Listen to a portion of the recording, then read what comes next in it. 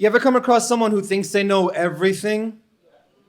Maybe you dated them, worked with them, worked for them, sitting next to them. You are one of them. Don't worry, I'm not one of them.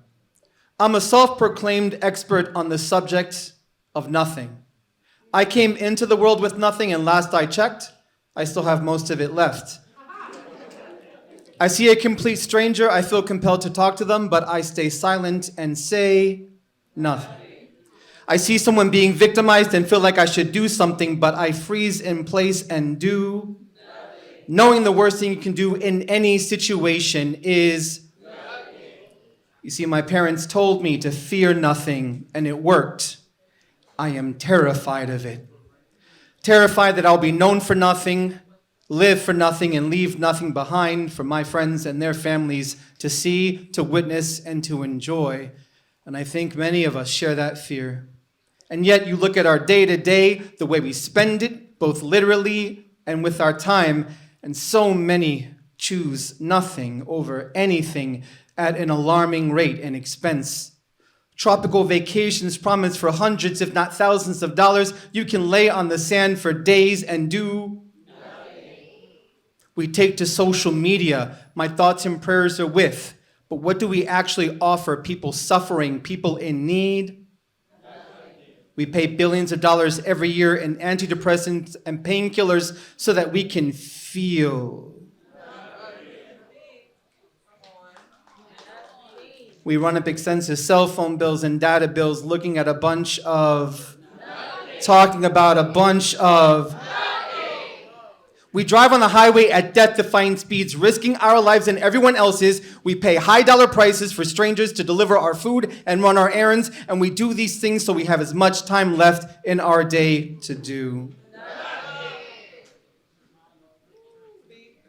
It has become a staple of this great American culture to get to a point in our life as early, as young, and as wealthy as possible so we can have the luxury of spending the rest of our lives doing.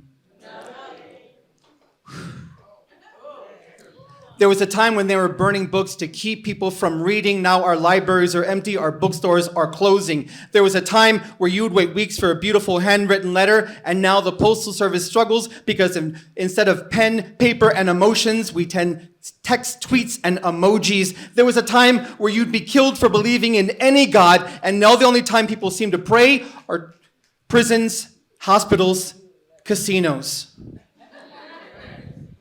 Making quick deals when all they really want is another dollar and another day alive to spend it. We live in a time that thousands of our ancestors, no matter your color or creed, died to give us, and in this hard-fought time of liberation, we choose. And you can see why I'm so terrified of nothing, why I claim to be an expert on nothing, because some days I leave my house and nothing is all I see and all I hear and all I feel. And it scares me.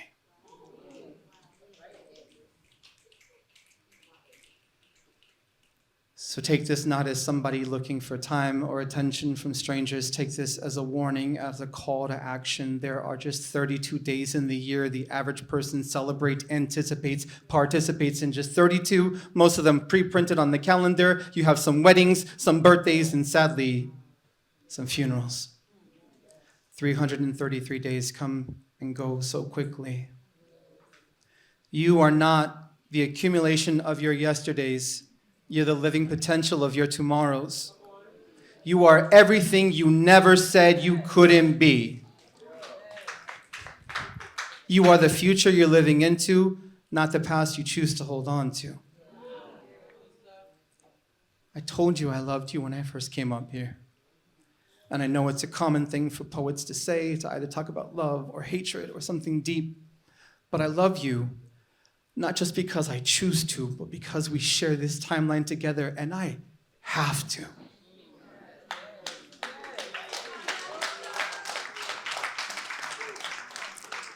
So I asked in the beginning if you knew people who thought they knew everything. And now, after hearing this, you can warn them about the dangers of nothing. Or better yet, show them what you heard. Love them. Be with them. Do something. Love someone. Go somewhere. Be someone for all of us. So much that the people who love you and might see and talk to you every day notice something beautiful about you, something they want. And when they ask you, what did it take to cause this beautiful change in who you are, you can go ahead and tell them, I love you.